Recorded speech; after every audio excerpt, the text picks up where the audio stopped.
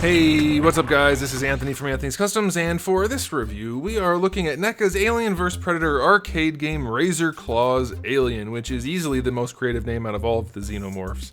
But, all joking aside, it is one of the cooler ones, and it does have more stylized painting on it than any of the other arcade Xenomorphs. At least of this batch. I guess there was other arcade ones, right? Were there? Right? There was a pink one. What was that pink one from? I don't know. I'm talking about these anyway. Doesn't matter. This one looks really cool. I like the big claws and things and the pointy head, and the pink is nice. So many. Okay, let's go ahead and get this guy off the stand and take a closer look. This guy stands... I don't think I really want to go to the top of his head, do I? That's not a helpful... Is it? I don't know what the best measurement is. Let's say 22 centimeters, and that's like right here. Because that sticks up a lot. I guess you could count that. If you want to count that, it's like 24 and a half. I know it doesn't... Well, no, 24. Doesn't look like that on camera. Don't worry. It is. And he's not very hunched. This guy only hunches a little bit because he's one of the more basic looking aliens. He doesn't have much of that to him. And that makes him about, let's say 9 and a half. 9 and a quarter, 9 and a half up here, depending on how you have him posed.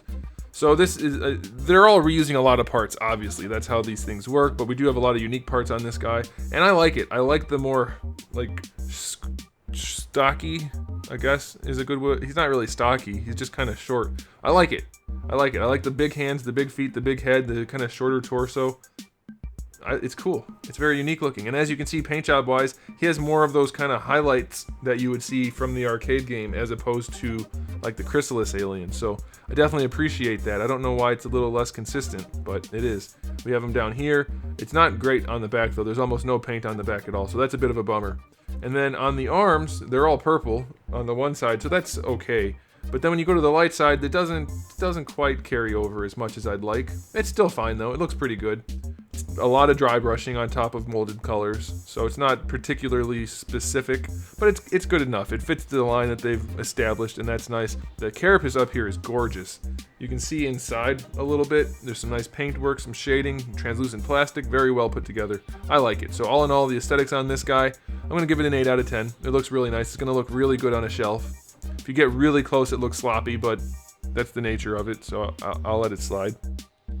I guess we will check the scale real quick before we get into the accessories. He's definitely shorter. And I don't know. I don't remember this one from the game when I watched the game be played, so I don't know about size-wise. But he's big enough. He's going to look cool up against the Predator, so that's okay. Alright. No accessories. 0 out of 10. On to the articulation. The head is on a swivel hinge, so we've seen this before. It'll rotate around a little bit, but you do have tubers, so be very careful. And there is also a hinge in there. But again, you have tubers, so be careful. The jaw is articulated, and the little jaw doesn't want to come out ever. Sometimes it's really, really hard to get it. I can't get it. It does have a... Wait. We found him. We got him. There we go. The inner jaw does come out nicely.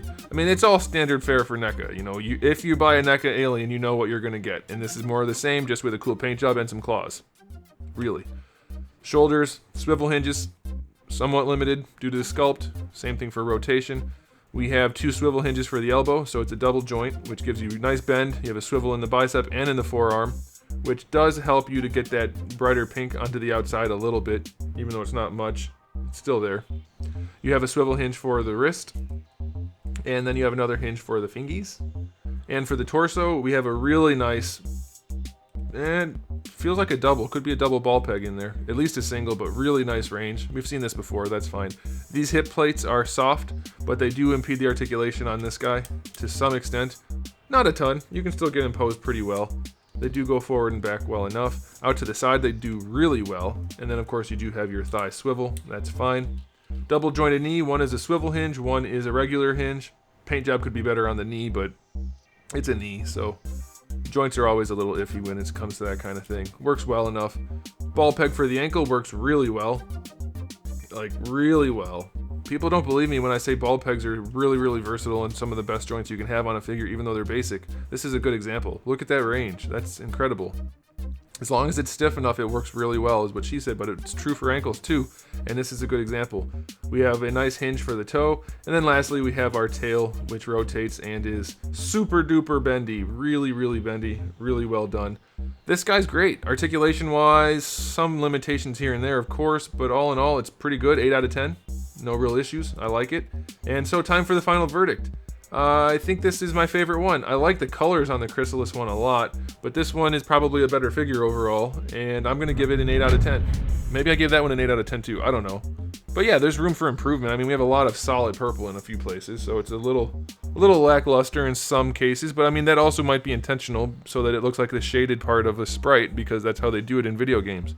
So, I mean, it could have a little bit more color on the spine and stuff. So yeah, I say 8 out of 10. I mean, that's still a really good score, you know? That's a good score. And it could be better, but it definitely is really strong, and I recommend it. This is a fun line, and NECA did a good job with it. So there you go, guys. Thanks for watching. Make sure you subscribe to the channel. I do have thousands, literally thousands of videos already on the channel waiting for you to watch them, and I have new videos coming out just about every single day. So give the video a thumbs up if you liked it. Make sure you come back for that good stuff, and in the meantime, keep collecting.